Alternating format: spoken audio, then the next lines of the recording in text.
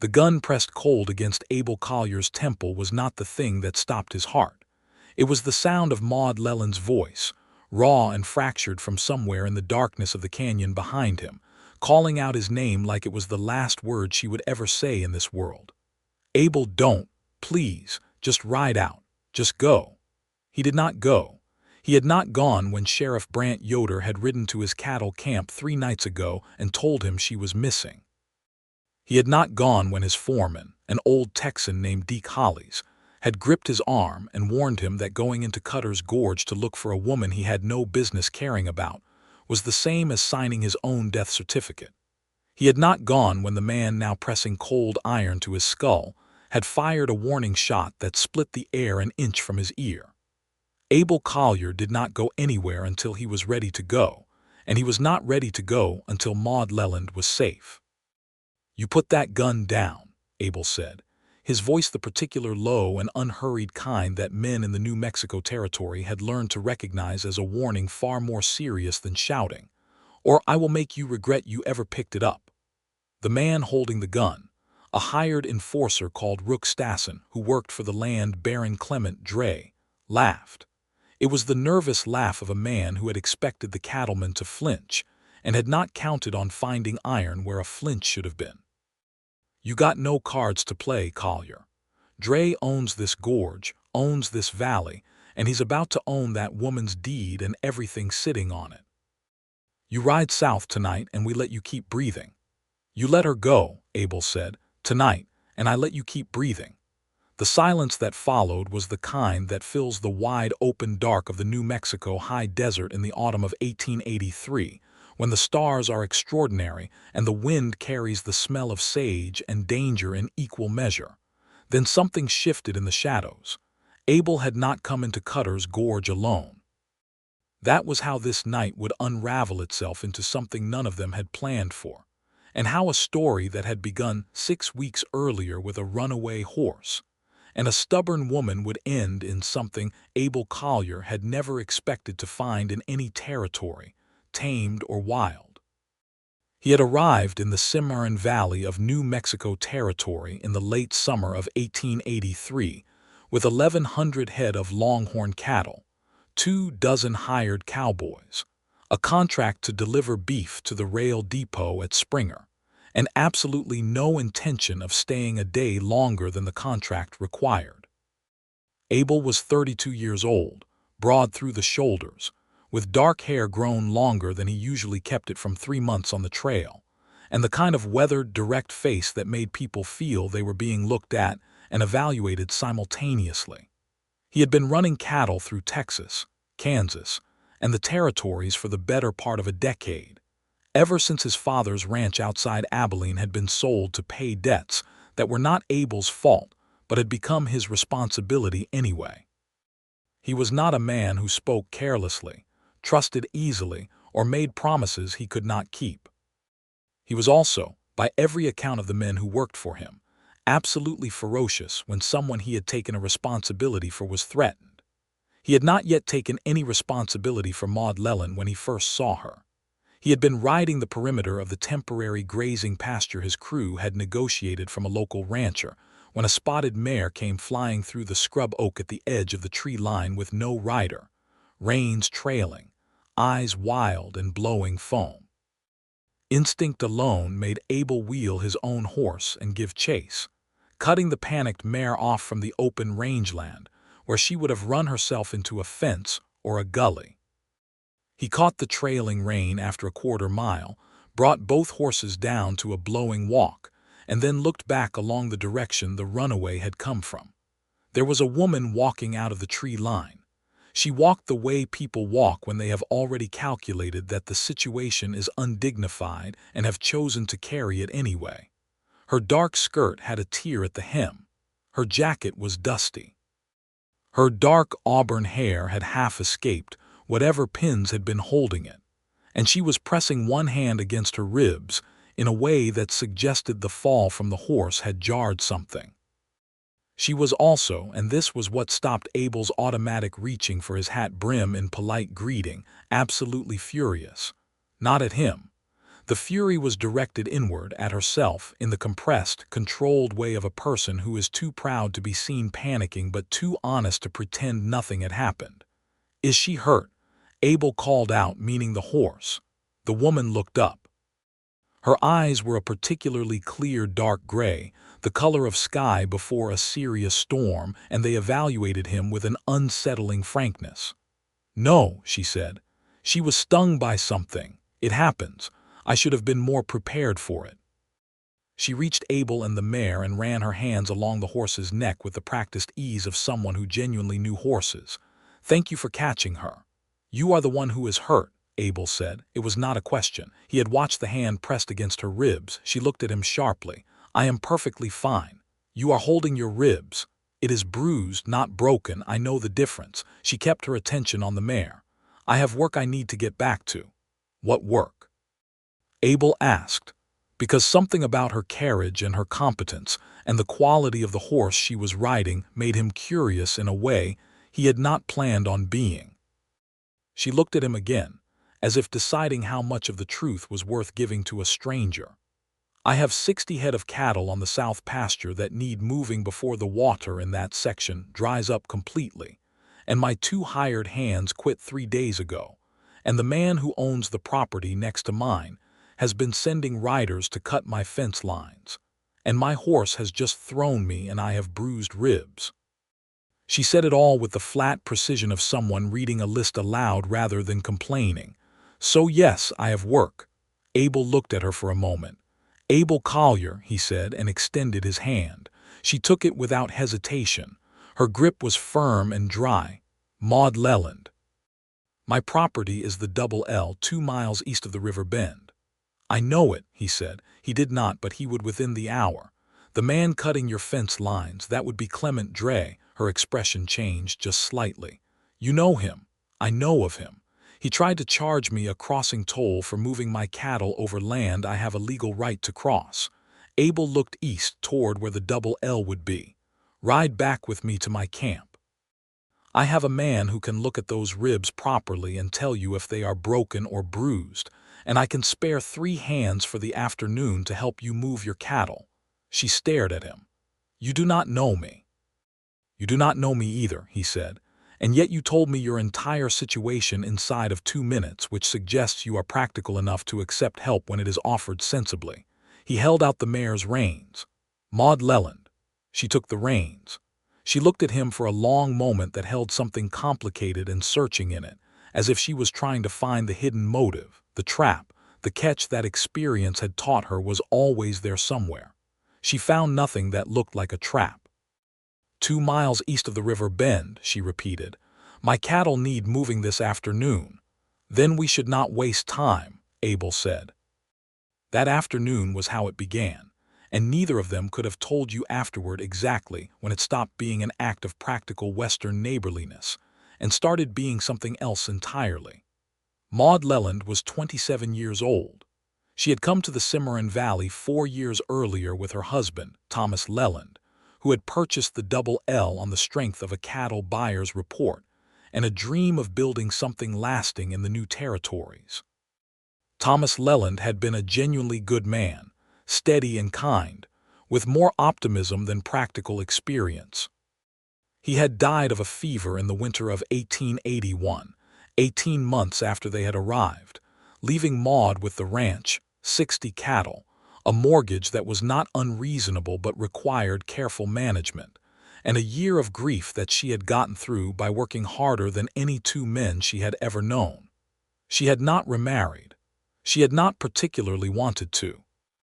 The men in the territory who expressed interest were divided between those who wanted the land more than they wanted her, and those who found her competence unsettling. Maude had long since concluded that she preferred her own company to the company of men who needed her to be less capable than she was. She had also concluded, somewhere in the 2nd year after Thomas died, that the only thing keeping Clement Dre from simply taking the Double L outright was the lack of a sufficiently compelling legal pretext, and the fact that she had not yet made the mistake of being frightened enough to sell cheap. Clement Dre was a broad-shouldered, white-haired man of 58 who had arrived in the Cimarron Valley in 1878 with money made in railroad speculation and the absolute conviction that the entire valley would eventually be his. He had acquired 4 neighboring ranches through a combination of pressure, legal manipulation, and what the local newspaper in Cimarron City called, with careful ambiguity, aggressive business practices. The Double L sat on the best water in the south end of the valley. Dre wanted it with the particular obsession of a man who has never been denied the thing he wants most. He had tried pressure. Maude had told his riders, politely but with complete clarity, that they were trespassing and that she kept a loaded rifle by the door. He had tried legal manipulation, filing a spurious claim about the boundary of her property with the Territorial Land Office. Maude had ridden 3 days to Santa Fe, appeared before the land office clerk with her original deed and survey documents, and had the claim dismissed in an afternoon.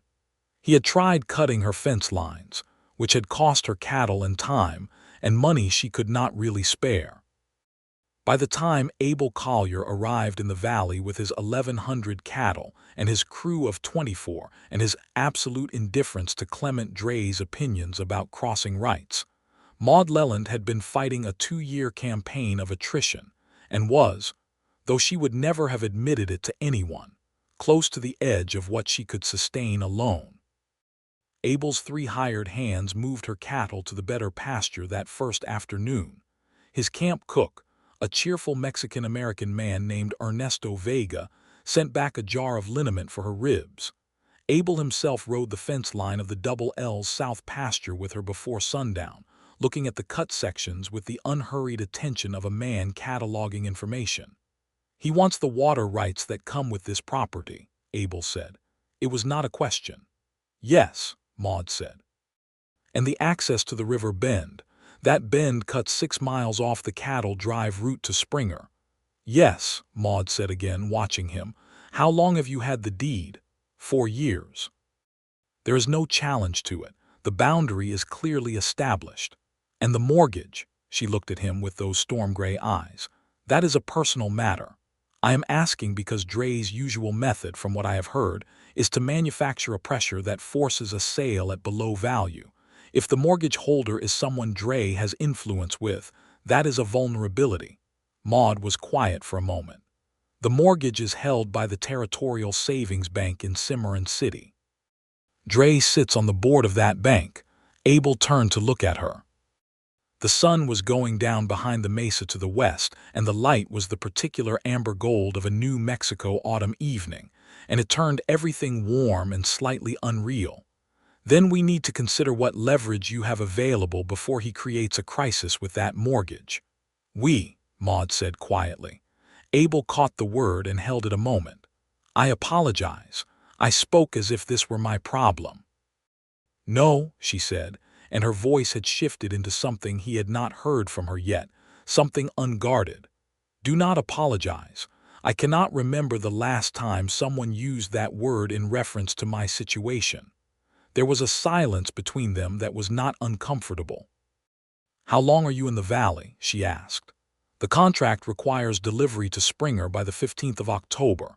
That gives me 3 weeks." She nodded. 3 weeks. She could read the arithmetic of it as clearly as he could.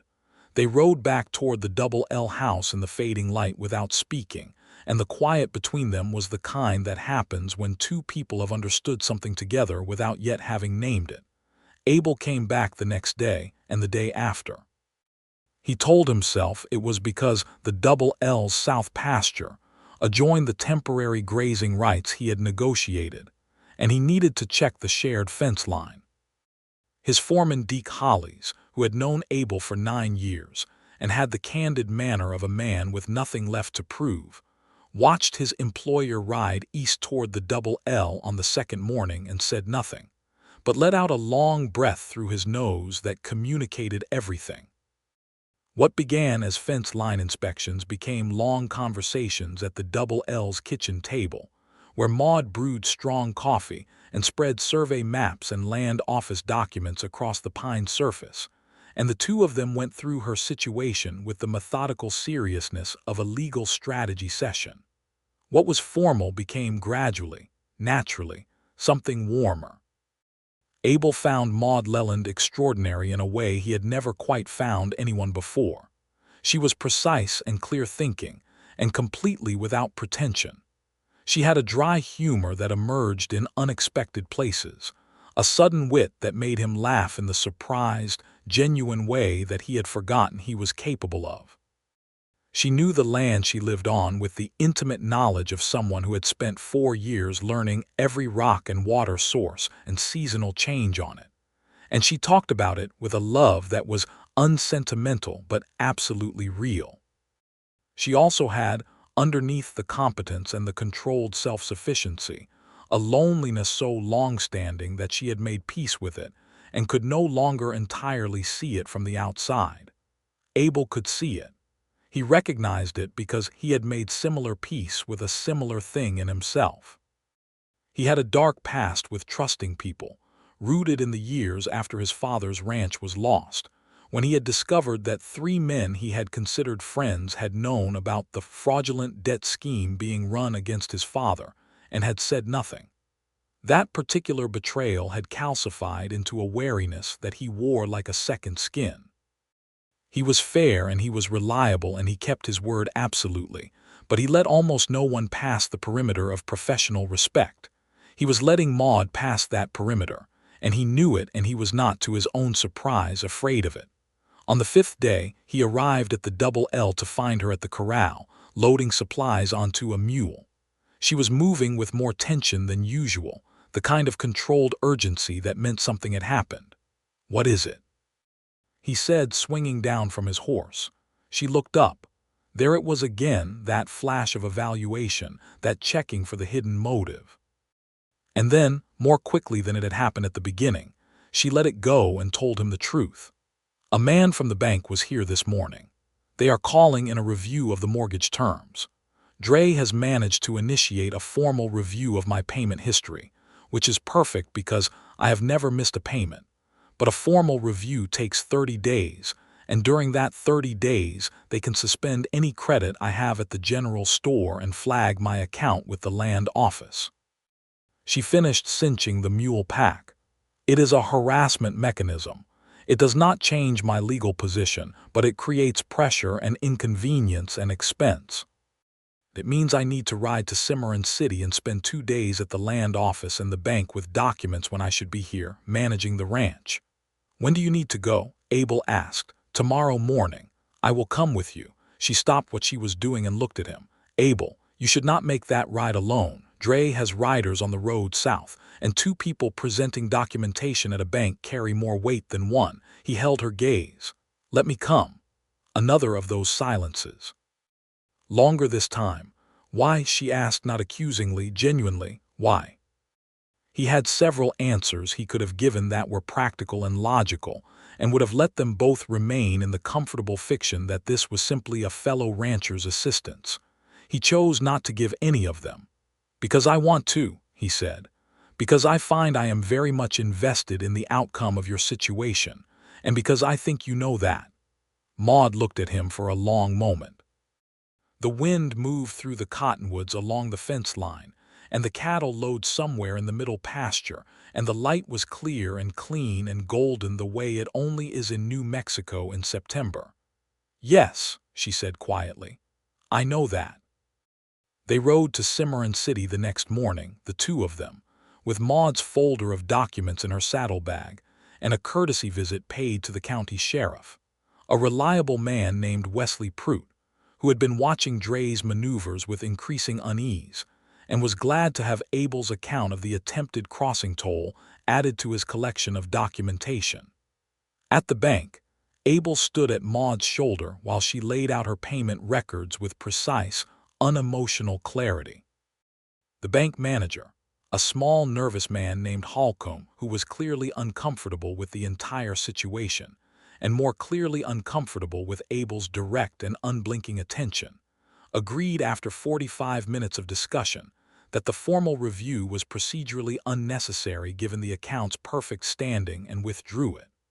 Walking out of the bank into the autumn sunlight of Cimarron City's main street, Maude stopped on the boardwalk and turned to look at Abel. "He will try something else," she said. "Yes," Abel agreed. "He is going to escalate. This small victory will make him angry." "Yes," Abel said again. "My problem," Maude said, and there was a vulnerability in her voice that she was fighting to keep controlled, "is that I cannot outwait him indefinitely. He has more resources, more time, more hired men. I have the better legal position, but legal positions are only as strong as the people enforcing them, and the sheriff in this county is one man with 2 deputies." Abel was quiet for a moment.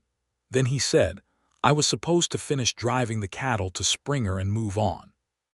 "I have a contract in Colorado for the spring." Maude nodded. She knew the arithmetic. She had known it from the beginning. "I am not moving on," Abel said. "Not yet." She turned to look at him fully. "Abel, you cannot restructure your life around my situation." "I am not restructuring anything. I'm making a decision about where I am going to be for the next several weeks based on where I most want to be." He held her gaze, and there was nothing in his expression that was uncertain. "I would like to understand that better if you are willing to let me." What he meant, and what she understood him to mean, was not about the ranch and not about Clement Dre. What he meant was the thing between them that had been building since the first afternoon in the pasture, and had arrived now at a point that could not be indefinitely circled. "I am not easy to know," Maude said. It was both a warning and an invitation. "Neither am I," Abel said. "We seem to have managed it anyway." She looked at him for a moment more, and then something in her face shifted, and what shifted was the last layer of the careful distance she had been maintaining, and underneath it was something warm and undefended that made Abel's chest ache with an unexpected tenderness. "Then we will figure it out," she said. They had lunch at the hotel dining room in Cimarron City, sitting across from each other at a corner table. And for the first time since they had met, they talked about things that had nothing to do with deeds or cattle or Clement Dre. He told her about growing up on the Texas ranch, about his father, about the years of driving cattle through territories that had their own dangers and their own particular kinds of beauty. She told him about growing up in Ohio, about how she had never imagined herself in the West until Thomas had come home one evening with the cattle buyer's report, and she had looked at the map and felt, with a certainty she could not explain rationally, that this was where she was supposed to be. "Do you still believe that?" Abel asked. "That it is where you are supposed to be," she considered. "More than ever," she said. "Even with all of it, even with the fight, maybe because of the fight." She looked down at her coffee cup. Thomas would have hated it. He was a good man, but he wanted things to be peaceable. He would have sold when Dre started the pressure. He would have said it was not worth it. She paused. "But for me, giving it up would be the same as giving up something essential about who I am." Abel understood that completely. He said so. "What is essential about who you are?" she asked, and it was a real question, the kind that required a real answer. He thought about it seriously. "That I keep my word," he said finally. "That I do not abandon something I have committed to, and that I see things through to their proper end." She looked at him across the table, and the afternoon light came through the hotel window, and everything felt very still and very clear. "You are a rare kind of man, Abel Collier," she said softly. "You are a remarkable kind of woman, Maude Leland," he said, and meant every syllable. They rode back to the valley that evening, arriving after dark, and Abel saw her to the door of the Double L house. They stood for a moment on the porch in the dark with the stars enormous overhead, the Milky Way cutting across the sky the way it does in places remote enough from cities that the light has room to be itself. He wanted to kiss her. He was absolutely certain she knew it. He was also absolutely certain that this was a woman who needed to feel that she was choosing freely, not being swept along, and so he did not, though it cost him something. "Good night, Maude," he said. "Good night, Abel." She went inside. He rode back to his cattle camp in the dark with the peculiar lightness of a man who has made a decision without quite deciding anything, and who finds the territory he is moving into both terrifying and exactly right. Deke Hollies was awake when he got back, sitting by the fire with his coffee.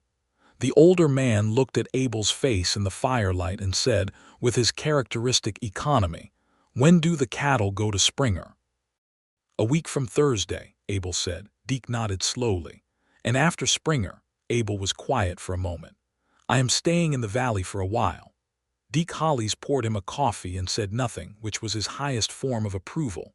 The days that followed were some of the best Abel Collier could remember. He divided his time between the cattle operation and the Double L, riding over each morning, working alongside Maude through the honest physical labor of the ranch. He found that he was good with her cattle, that his skills and hers complemented each other in ways that were practically and satisfyingly efficient, and that working beside her gave him a deep, quiet pleasure he had not expected. In the evenings, when the work was done, they sat on the porch and talked. She had books, which surprised him and delighted him. He borrowed one, a travel account of the American Southwest by a journalist who had come through the territories in 1879, and they discussed it with the comfortable seriousness of people who read carefully and think about what they have read. He kissed her on the 7th evening, at the end of a long day that had included a fence repair, a difficult birth from one of her cows, and a shared supper of salt pork and biscuits that they had cooked together in her kitchen with an ease that felt startlingly domestic and right.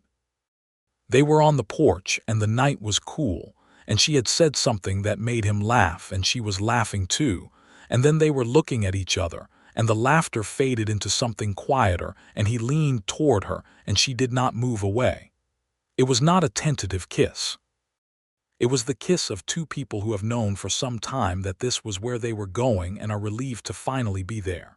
She put one hand flat against his chest as though she needed something to hold on to, and he curved one hand around her jaw as though she were something valuable and irreplaceable, which she was.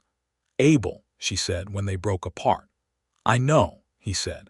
He did not know exactly what he was agreeing to, but it felt like the right answer. "This is complicated," she said. "You have places to be. I have a ranch I am not leaving." "I know," he said again. "I am not asking you to leave it. I am asking if we can figure out what this is." She looked at him in the dark for a long moment. Then she reached up and covered the hand he still had at her jaw with her own hand. "I think," she said carefully, "that I have been alone for a long time, and I am afraid of how much less alone I feel with you." "So am I," he said honestly. "That does not make it wrong." "No," she agreed. "It does not." Then Clement Dre made his most serious move yet, and everything accelerated in a way that neither of them had fully prepared for. Abel delivered the cattle to Springer on the contracted date, turning over 1,100 head to the rail depot agent and collecting his payment. He left 10 of his crew with Deke Hollis to begin the long return south, keeping 4 men with him and riding back to the Cimarron Valley within 3 days of the delivery, which was faster than anyone had expected. He had a reason for the speed. The day before the Springer delivery, a cattle buyer he knew from Dodge City had told him, in the way that useful information travels through the networks of men who deal in land and cattle, that Clement Dre had sent a man to the territorial capital in Santa Fe with what he described as documentation of a competing claim to the water rights on the Double L's river section. It was almost certainly fraudulent, because Maude's deed was clean, but a fraudulent claim filed with the Territorial Land Office in Santa Fe could tie up the property's legal status for months, during which time the pressure on the mortgage could resume with much greater force. Abel rode back to the Double L to find Maude already aware of it. She had received a letter from a lawyer in Cimarron City, a man named Aldous Pryor, who had been watching the situation with some concern, warning her that the claim had been filed and that she needed representation in Santa Fe within 10 days.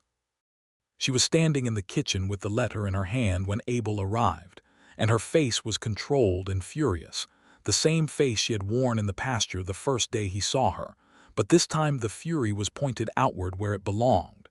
"He has found someone willing to file a fraudulent competing claim," she said. Aldous Pryor says the man he sent is a former surveyor with a history of questionable sworn testimony in land disputes. Pryor is a good lawyer, Abel asked. He is the best in Cimarron City. Can he go to Santa Fe? He is willing, but his fee for a Santa Fe appearance is substantial. Abel looked at her.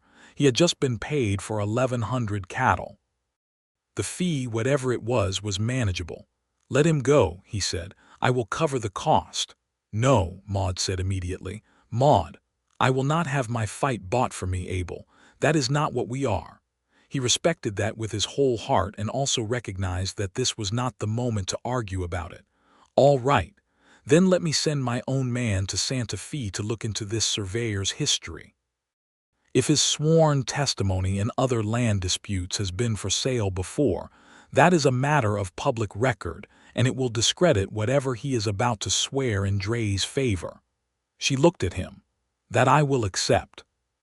He sent one of his remaining crew, a sharp-eyed young man named Cole Sutter who had a talent for finding things out in courthouses and land offices, to Santa Fe with specific instructions. 3 days later, Cole Sutter returned with documentation of 4 previous cases in which the surveyor Dre had hired, a man named Petrie, had provided sworn testimony that had later been shown to be inaccurate in ways that consistently benefited the party paying his fee. It was not quite the same as proof of fraud, but it was enough to raise serious questions about his credibility with the Santa Fe land office. Aldous Pryor used it beautifully. The fraudulent claim was put on indefinite hold pending review of Petrie's testimony. When the news came back from Santa Fe, Abel was at the Double L with Maude, and she took the letter from Pryor and read it, and then sat down at the kitchen table and pressed her hands flat on the surface and breathed out slowly, the long controlled breath of someone releasing a sustained tension. That is the second time you have helped me win something, she said. The third, he said. You are forgetting the cattle moving. She laughed the real laugh, the surprised one that she could not control. He loved that laugh. He was aware that he was deeply, thoroughly in love with this woman and that there was nothing fearful about it, and that his whole prior life of keeping people at a safe distance now seemed like an enormous waste of time. Maude, he said. She looked up. She could read his face. He had come to understand that she read him very clearly. I know, she said softly. I feel it too. I want to stay, he said. Not passing through, not 3 weeks or a season. I want to stay here in this valley if there is a reason to. There is a reason, she said, no hesitation at all. He reached across the table and took her hand, and she turned her hand over and held his, and for a while they simply sat in the warm afternoon light of her kitchen and held on to what they had found, which was considerable. But Clement Dre was not finished. The man had spent 20 years getting everything he wanted in every territory he had moved through, and 2 reversals in a month had not broken his obsession. With the Double L, what they had done was make him angry enough to stop operating through legal mechanisms and begin operating through the older, simpler mechanism of fear. Abel's first warning was when one of his 4 remaining crew members, a reliable hand named Pete Garza, came back from a supply ride to Cimarron City with a split lip and a bruised eye, and reported that 3 of Dre's hired men had taken exception to his presence in the general store, and expressed that exception physically, while mentioning that the men riding with Abel Collier should consider whether they were being paid enough to stay in the territory. Abel sat with Pete while Ernesto Vega cleaned the cut above his eye, and his own expression was very quiet and very cold. You want to ride out, Pete, he said. I release you from the crew with full pay and no judgment. No, sir, Pete Garza said, with considerable feeling. The second warning came 2 nights later, when someone cut the fence line on the Double L's north pasture and spooked 40 of Maude's cattle into the neighboring property. It took Abel and all 4 of his men and Maude herself most of the following day to recover the cattle, and 3 of them were never found. The third warning was more personal. Abel rode to the Double L early on a Wednesday morning and found Maude's hired man, an older fellow named Walt Briggs who had been with the Double L for a year, standing outside the barn with a troubled expression. "Miss Maude went to check the south water tank at first light," Walt said. "She has not come back." Abel felt the cold enter his chest. He looked at the sun. It was mid-morning. The south water tank was 40 minutes' ride. "Which direction?" he said. Walt pointed. Abel rode. He found her horse, not the spotted mare but a reliable bay gelding, standing at the junction of the south pasture fence and the edge of the land that bordered Dre's range. The horse was tied to the fence post. The saddle was empty. Abel dismounted. He read the ground, the way the dirt showed hoofprints from multiple horses, the way the grass was pressed down in a pattern that indicated people had stood here, and a conversation had taken place, the way there was a dropped length of rope near the fence post that was not Maude's rope. She had been taken, intercepted on her morning round, and taken by riders who had been waiting for her. The rage that moved through him was cold and absolute, and he did not let it interfere with his thinking. He rode back to the ranch at a controlled canter, dispatched Walt Briggs to Cimarron City to bring Sheriff Wesley Prout, sent Pete Garza to fetch Deke Hollies and the remaining crew from where they had been making camp near the river. He took the other 3 men with him and rode south, following the track the multiple horses had left in the dry autumn ground, which was clear enough that a significantly less experienced tracker than Abel could have followed it. The track went south toward the broken country near Cutter's Gorge. Dre's men had taken Maude into Cutter's Gorge, which was a 3-mile stretch of canyon on the southern boundary of the valley that Dre had been claiming as private property for years, despite the fact that the territorial survey put it in a disputed zone.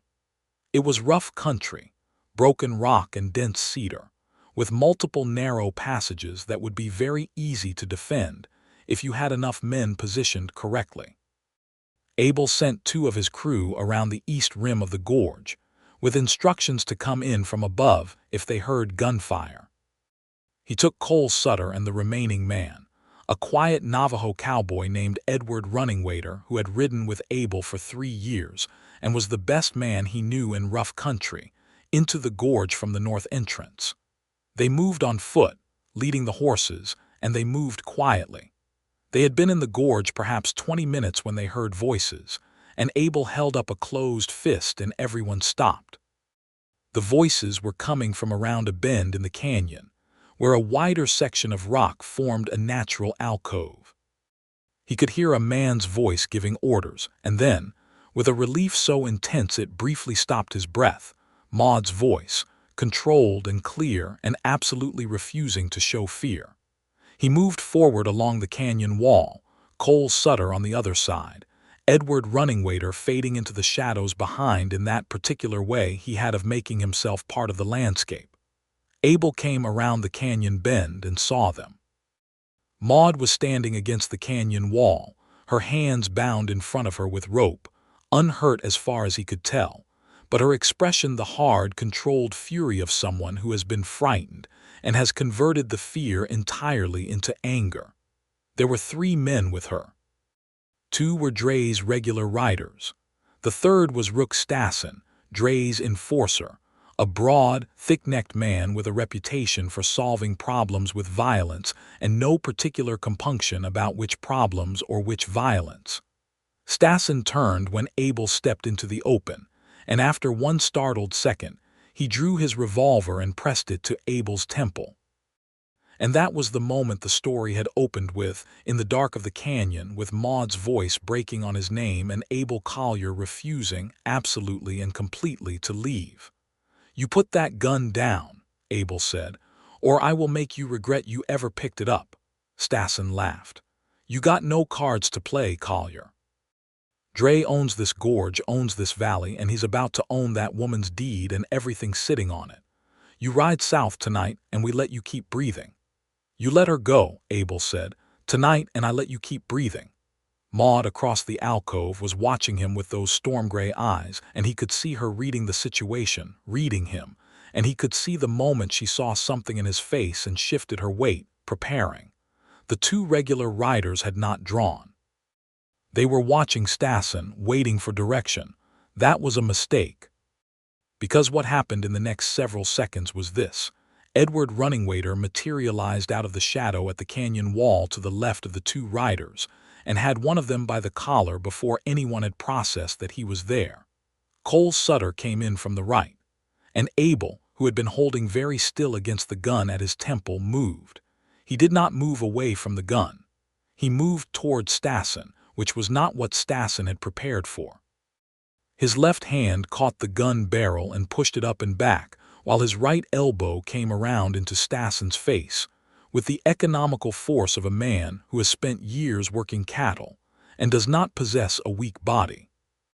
The gun went off into the air. Stassen went down.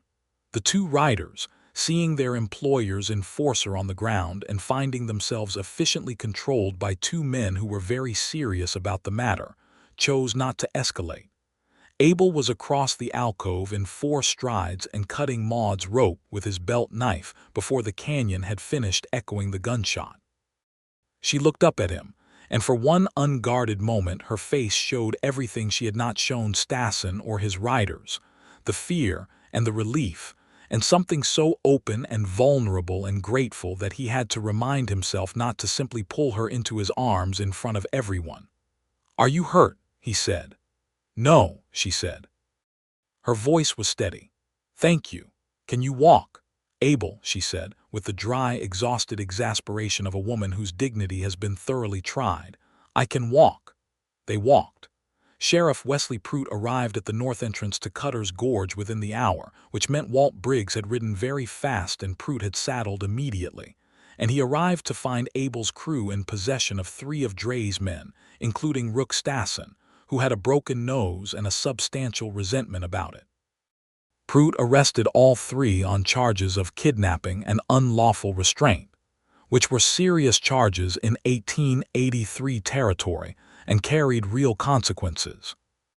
More importantly, he arrested them on the strength of Maude's own testimony, given clearly and in detail, which established that she had been forcibly taken from her own property by men acting on Clement Dre's instructions, because Stassen, who was angry and in pain, had been imprudent enough to say so while arguing with the sheriff. Clement Dre was in Cimarron City when Prout's deputy rode in with a warrant. He was at the bank, which was perhaps fitting. He was arrested in front of the bank manager Holcomb and 3 other witnesses and taken to the territorial jail, and the warrant covered conspiracy to commit kidnapping and a range of associated charges that Aldous Pryor had been building evidence for since the second fence-cutting incident. Maude heard all of this later, sitting at her own kitchen table with a cup of coffee, her rope-bruised wrists wrapped in clean linen, Abel across the table from her. She was quiet for a long time. "It is over," she said finally, and she meant more than just the arrest. "The legal part has a while yet to run," Abel said. "The trial will take time. But he will not be sending men onto your property anymore." "No," she agreed. She looked at him, and there was something in her expression that was not quite relief and not quite happiness, but was the deeper thing underneath both of them, the thing that comes after a sustained battle when you have finally put down the weapon and found that you are still standing. "I need to tell you something." "Tell me," he said. "When I heard you come into that gorge," she said, "my first feeling was not relief. It was terror, because I was afraid of what would happen to you." Abel looked at her. "I realized," she said carefully, "that at some point, without planning to and without making any sort of conscious decision about it, I had placed you at the center of what I am afraid of losing." She paused. "That is not something I have done since Thomas." The kitchen was very quiet. Outside the window, the cottonwoods along the fence line moved in the afternoon breeze. "I love you," Abel said. It was not an impulsive declaration. It was the simple, direct statement of a man who has decided to say something true and has said it. Maude looked at him for a long moment. Her eyes were very bright. "I love you," she said. And then, with the tiniest tremor of the dry humor he had loved from the beginning, which is terribly inconvenient, he laughed and she laughed, and he reached across the table and took both her hands and held them, bruised wrists and all, as carefully as he knew how. The weeks that followed were a gradual, extraordinary unwinding of tension.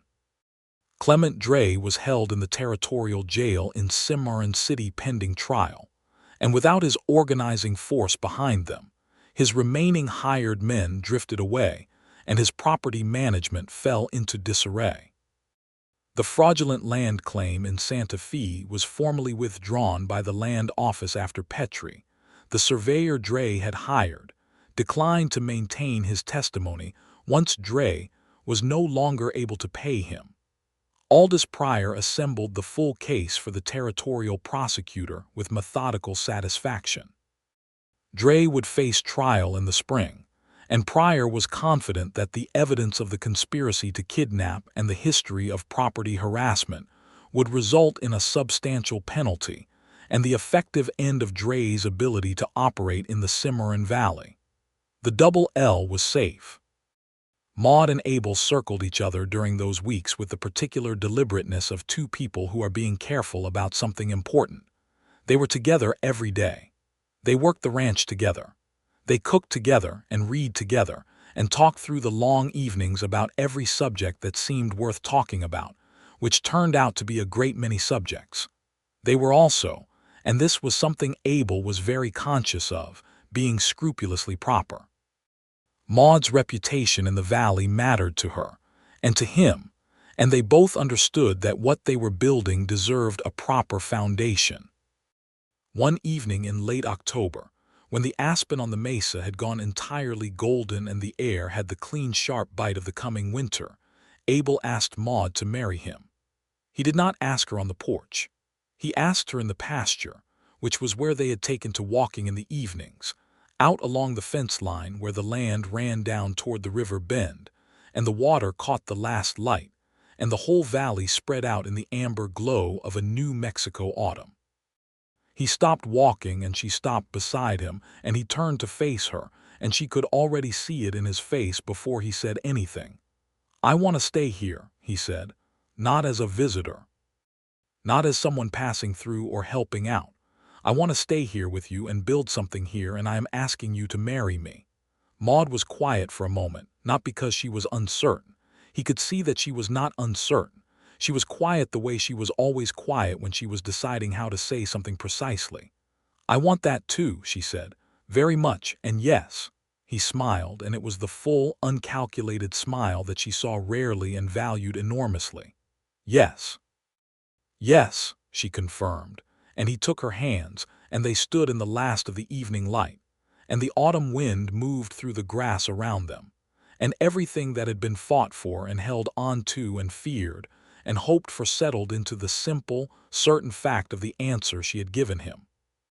They were married in November of 1883 at the small church in Cimarron City, with Sheriff Wesley Prout as a witness, Aldous Pryor and his wife on one side of the aisle, Deke Hollis and Cole Sutter and Pete Garza and Edward Runningwaiter and Ernesto Vega on the other, and Walt Briggs driving the Double L buggy with the ribbons braided into the horse's harness by some celebratory impulse he would never fully explain.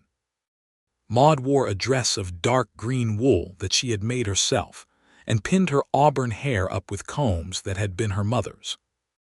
Abel wore his good dark jacket and a clean white shirt and looked, Deke Hollis said afterward to anyone who would listen, like a man who has finally arrived somewhere he intended to go all along without knowing it. When the minister asked if Abel would take Maude as his wife, he said yes with a directness that made the minister smile. When he asked Maude, she said yes and looked at Abel, and the look between them held everything that needed to be held. They drove back to the Double L in the November cold with the sky wide and blue and the mesa gold with the last of the autumn color, and the ranch was theirs together. The winter was long and cold and beautiful in the way that winters in the high desert of New Mexico are beautiful, with the sky enormous and the stars extraordinary, and the days bright and clean, and the evenings spent close to the fire. Abel proved to be a natural cattleman for the operation of the Double L, bringing to the work his decade of experience with large-scale cattle management, while learning from Maude the specific knowledge of this land, and this herd that she had built over 4 years. Together they were better than either had been alone, and they both knew it, and it was a deep, daily satisfaction.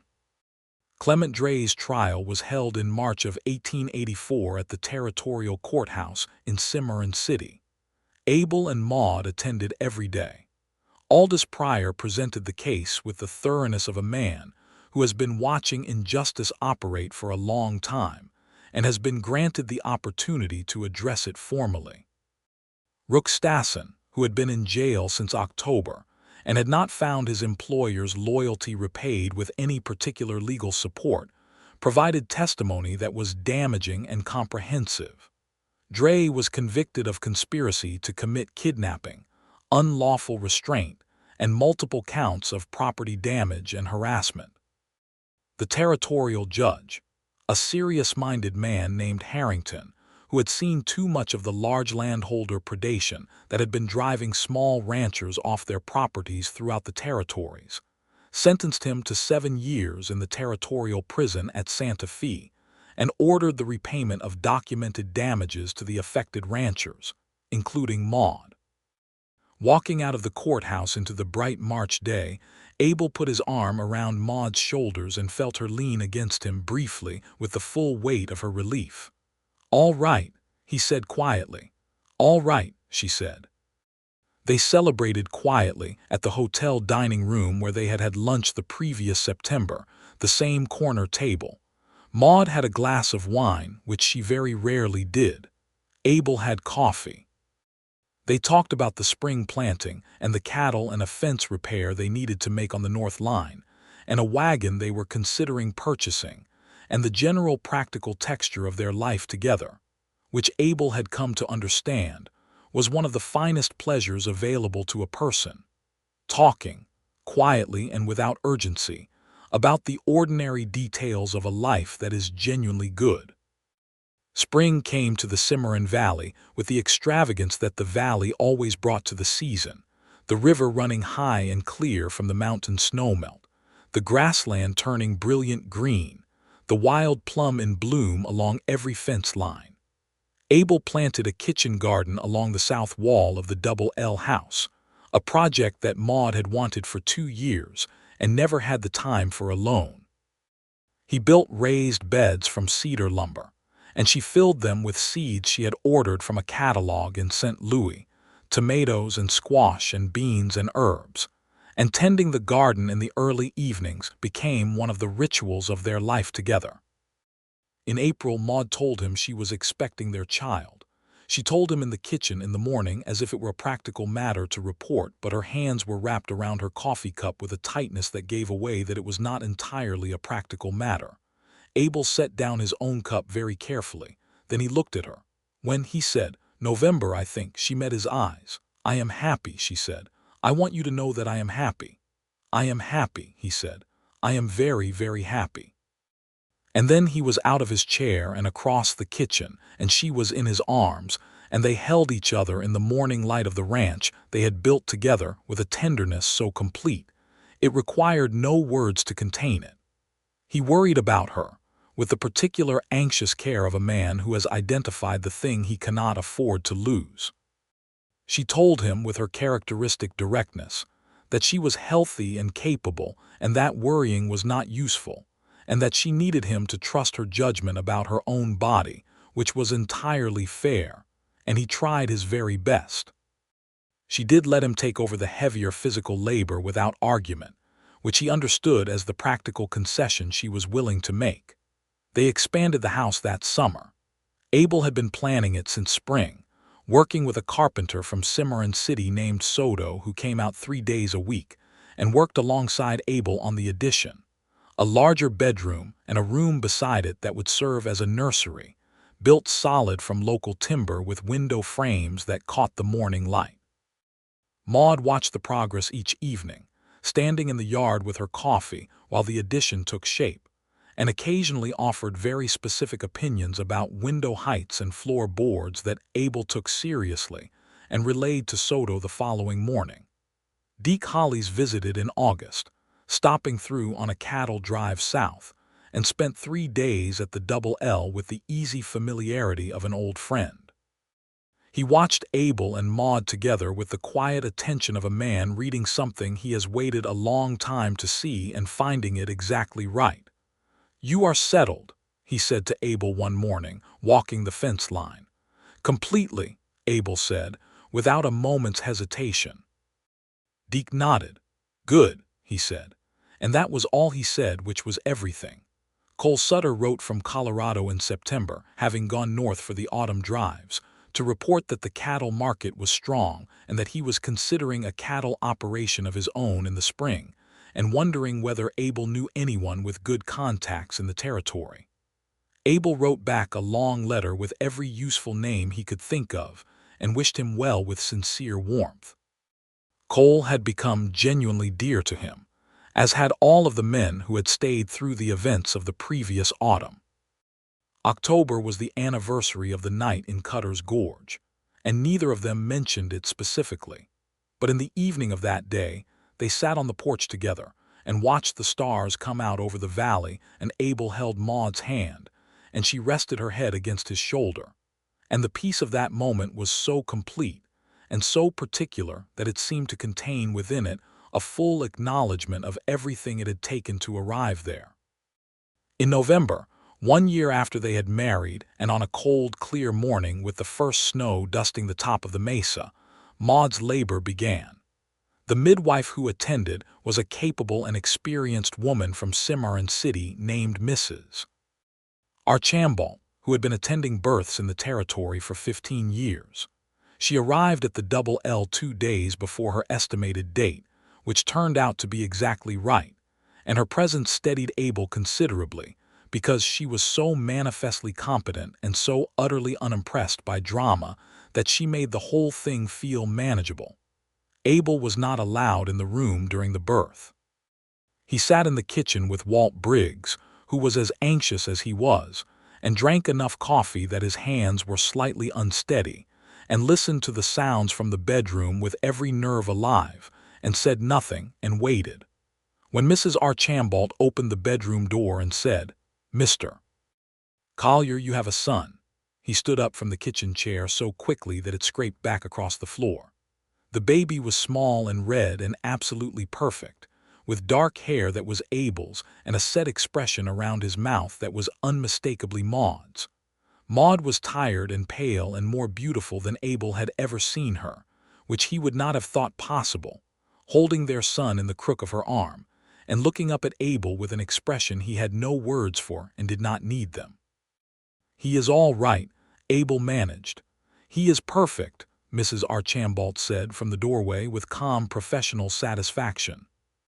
Abel sat on the edge of the bed and looked at his son and then at his wife, and something in the center of his chest that had been carefully defended for 32 years opened so completely and so peacefully that he had to close his eyes for a moment just to hold it.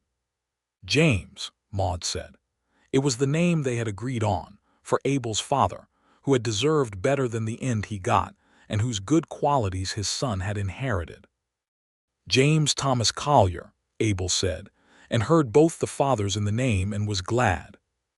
"James Thomas," Maude confirmed, and looked down at their son, and the morning light came through the new bedroom window and fell across them both in a way that made Abel think of everything he had been afraid he would never find and had found anyway. The first winter of James's life was full. He was a serious, alert baby who ate well and slept in reasonable intervals, and watched the world with dark eyes that missed nothing, which was a trait that could be attributed to either of his parents. Maude nursed him in the rocking chair by the kitchen window, while the snow fell outside, and the fire burned in the hearth, and Abel read aloud from the books on the shelf that they were gradually supplementing with orders from the book dealer in Springer. She liked when he read aloud. She had told him so, and he had taken it seriously, and it had become one of the particular pleasures of their evenings. Abel reading and Maude with their son, the lamp burning warm on the table between them, the wind outside and the warmth inside, and the complete, specific happiness of people who know what they have and are grateful for it. Spring came again, and James grew, and the Double L flourished. With the dray pressure entirely gone and the legal cloud cleared from the property, Abel was able to approach the Cattlemen's Association in Cimarron City and negotiate a grazing cooperation agreement with 3 neighboring ranches that gave all of them better access to the river section. It was the kind of arrangement that required trust and clear dealing, and Abel's reputation for exactly those qualities made it possible. Maude co-signed the agreement and was present at the negotiation with the same precise, clear-minded competence she brought to everything, and the neighboring ranchers, who had been wary of a woman operating a ranch alone, came around quickly to the opinion that the Double L's partnership was valuable partly because of her. She did not find this as gratifying as the others seemed to expect. "I was always competent," she told Abel that evening, with a dry humor. "It is only that now there is a large, persuasive man standing beside me. I prefer to think of myself as tall and impressive," Abel said. "Persuasive," she repeated with finality. He laughed. By the summer of 1885, the Double L was running 120 head of cattle.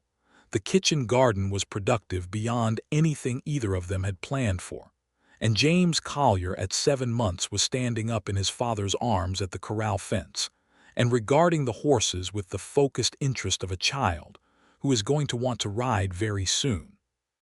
Ernesto Vega came through the valley on his way to a new cook's position in Colorado and spent a week at the Double L, declaring the kitchen the finest he had encountered in his travels, and spending 3 days teaching Maude recipes that he felt she needed to know, and that she recorded in a notebook with characteristic exactness. Abel took Ernesto around the expanded property and showed him everything that had been built, and Ernesto looked at all of it: the solid new addition, the productive garden, the well-managed herd, and Abel's face when he looked at his wife and son, and said simply that it was clear that God had delivered Abel Collier to exactly the right valley.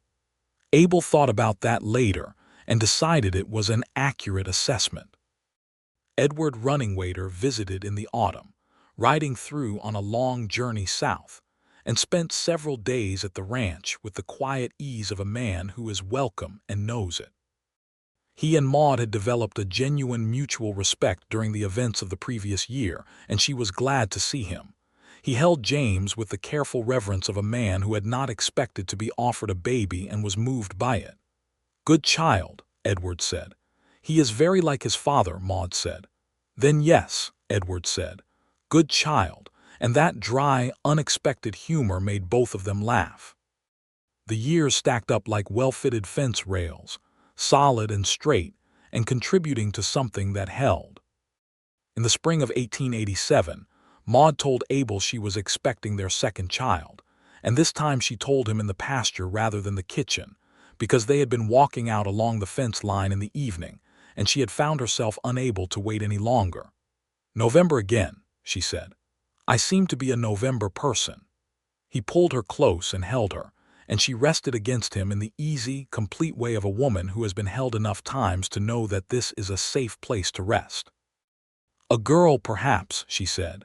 "Perhaps," he agreed. Their daughter was born in November of 1887, after a labor that was shorter than the first and managed by the same Mrs. Archambault, who arrived at the Double L with the air of a woman returning to familiar territory. She was fair where James was dark, with Maude's clear gray eyes and what appeared to be her own strong opinion about everything, demonstrated from the very beginning.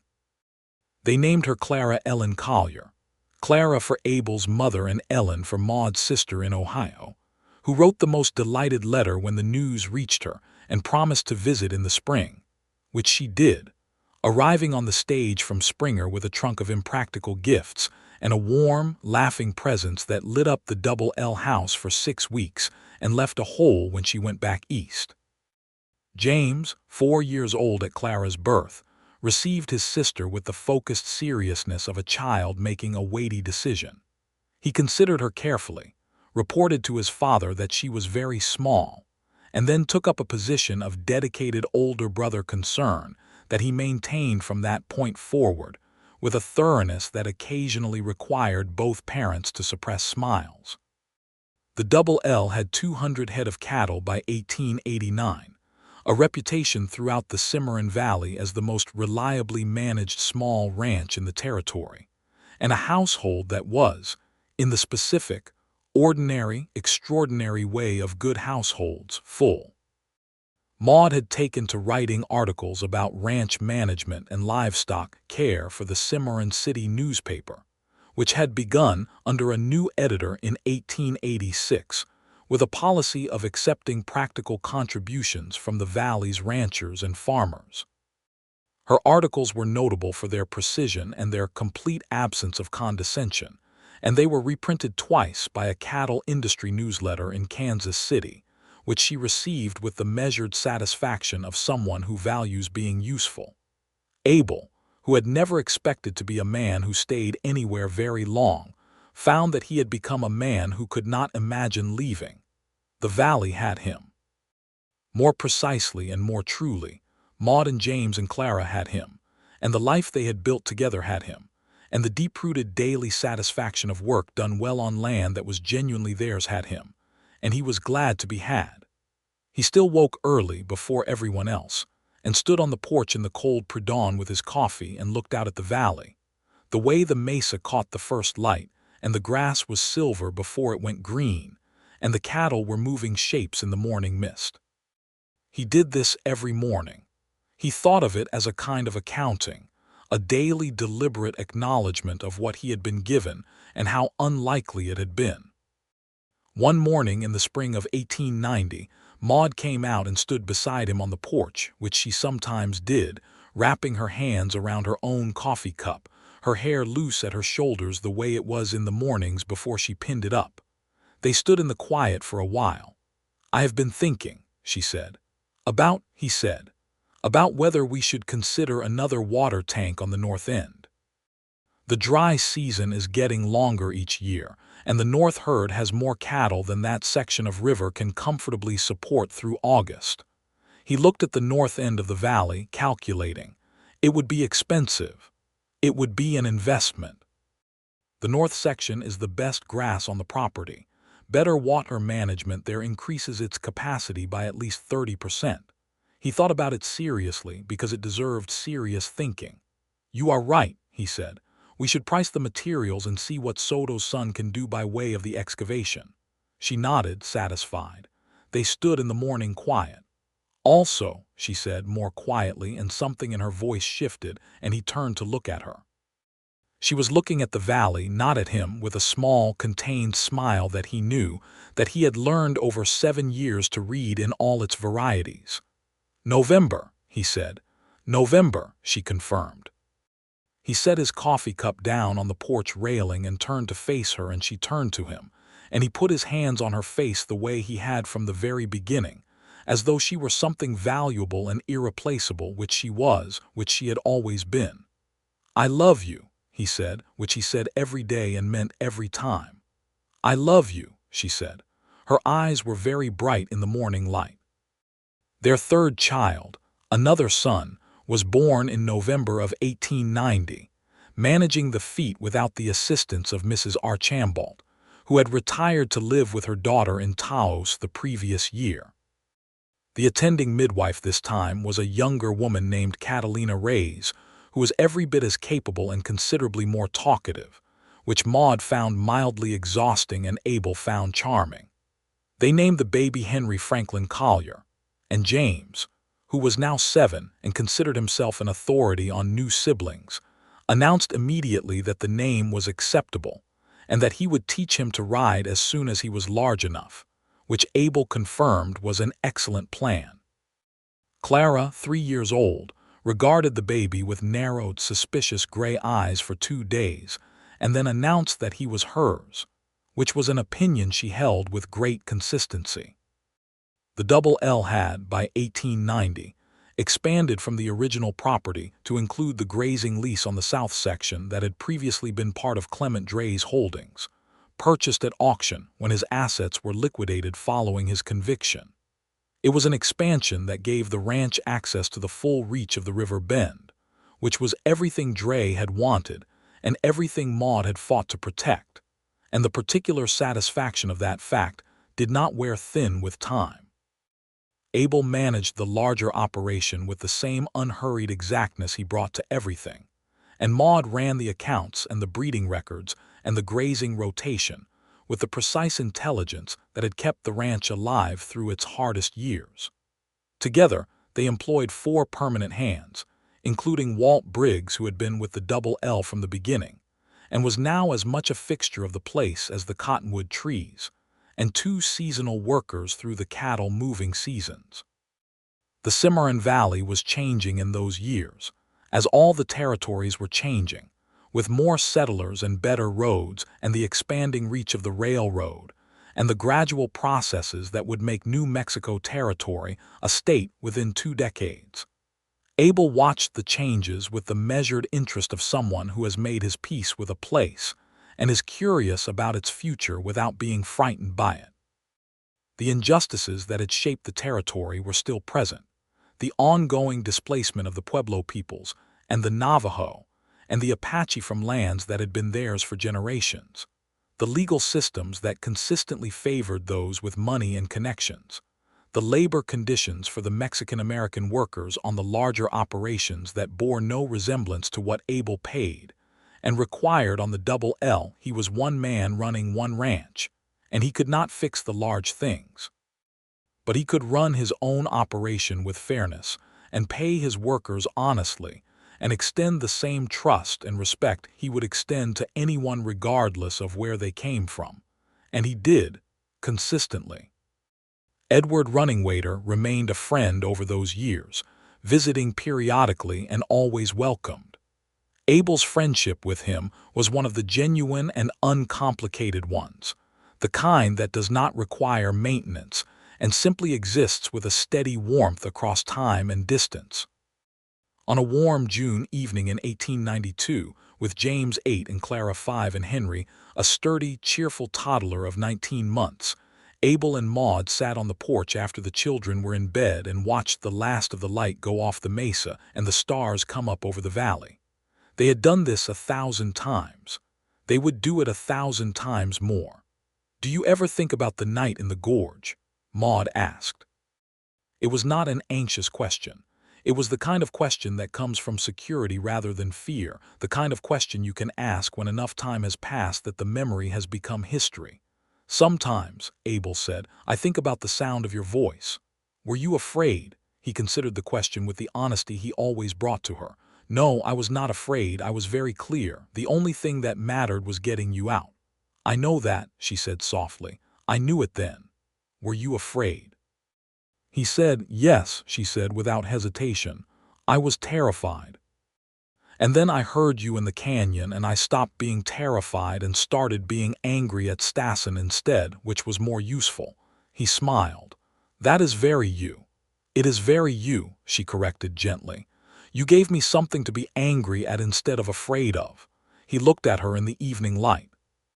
She was 36 years old, and she was, to his eyes, the most beautiful person he had ever known, not because she had not changed in the 9 years since he had caught her runaway horse in a pasture, but because the changes were all in the direction of more. More of what she was. More certain, more warm, more clear-eyed, more completely herself.